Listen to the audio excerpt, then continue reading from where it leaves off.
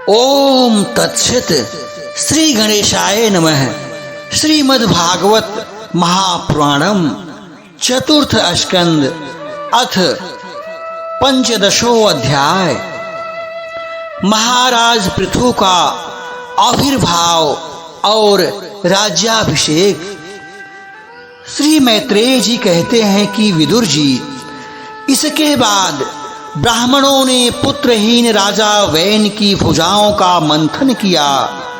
तब उनसे एक स्त्री पुरुष का जोड़ा प्रकट हुआ।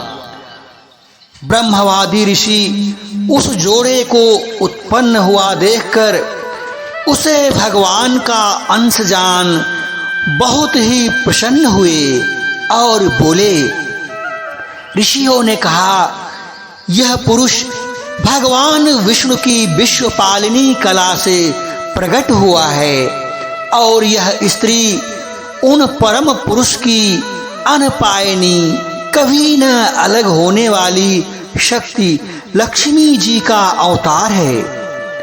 इनमें से जो पुरुष वह अपने श्रेयस का प्रथम विस्तार करने के कारण परम यशस्वी पृथु नामक सम्राट होगा। राजाओं में यही सबसे पहला होगा।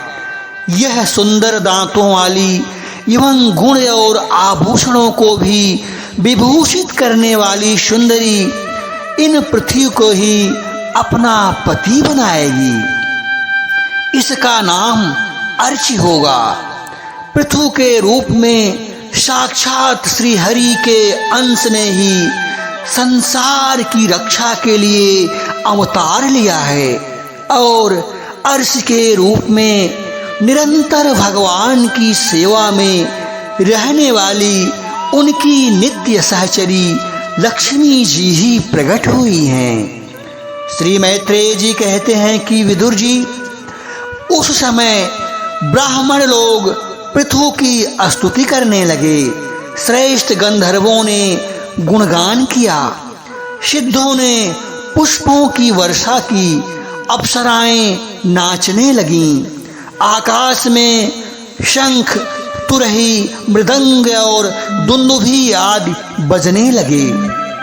समस्त देवता, ऋषि और पितर अपने अपने लोकों से वहां आए।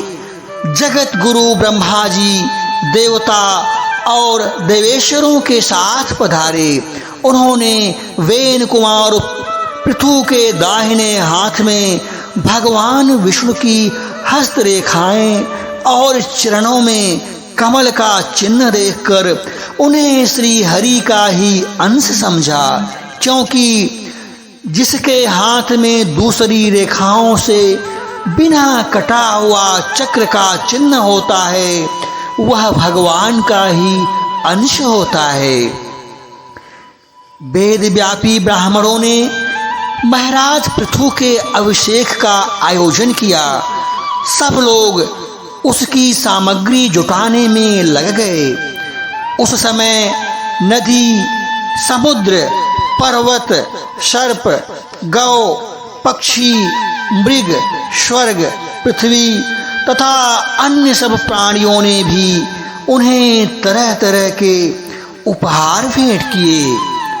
सुंदर वस्त्र और आभूषणों से अलंकृत महाराज पृथु का विधिवत राज्याभिषेक हुआ। उस समय अनेकों अलंकारों से सजी हुई महारानी अर्च के साथ वे दूसरे अग्निदेव के सदृश जान पड़ते थे।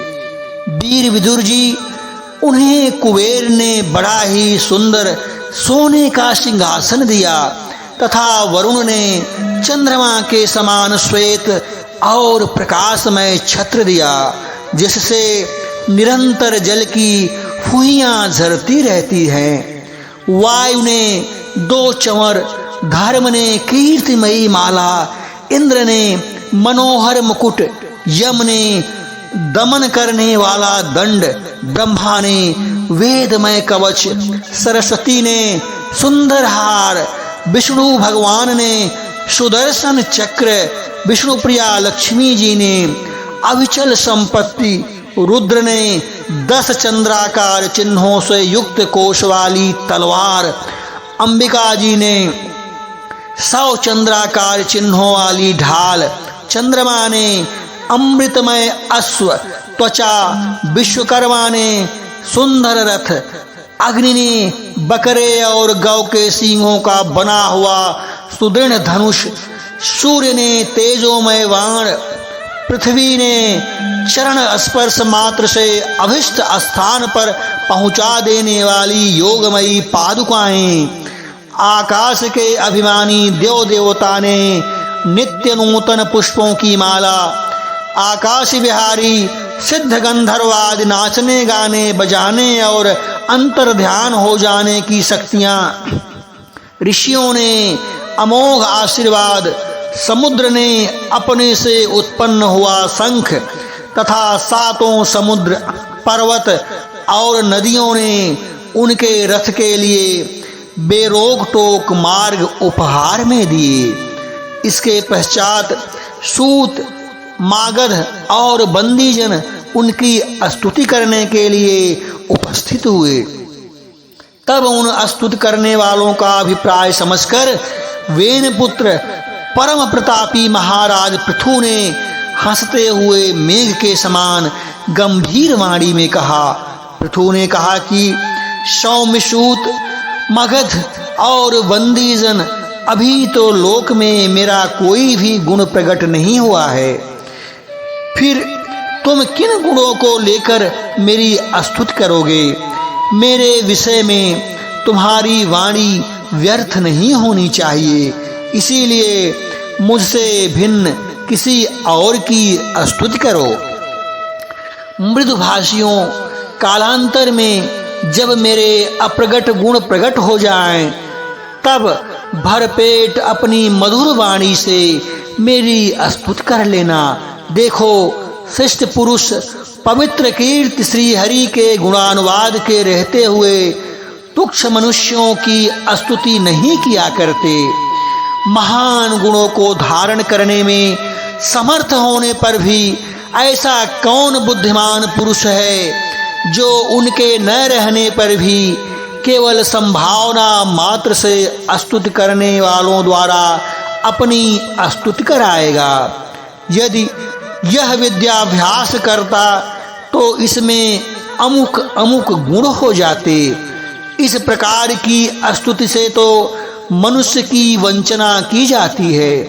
वह मंदमती यह नहीं समझता कि इस प्रकार तो लोग उसका उपहास ही कर सकते हैं। जिस प्रकार लज्जाशील उदार पुरुष अपने किसी निंदित पराक्रम की चर्चा होनी बुरी समझते हैं, उसी प्रकार लोक विख्यात समर्थ पुरुष अपनी स्तुति को भी निंदित मानते हैं। सूतगण, अभी हम अपने श्रेष्ठ कर्मों के द्वारा लोक में अप्रसिद्ध ही हैं।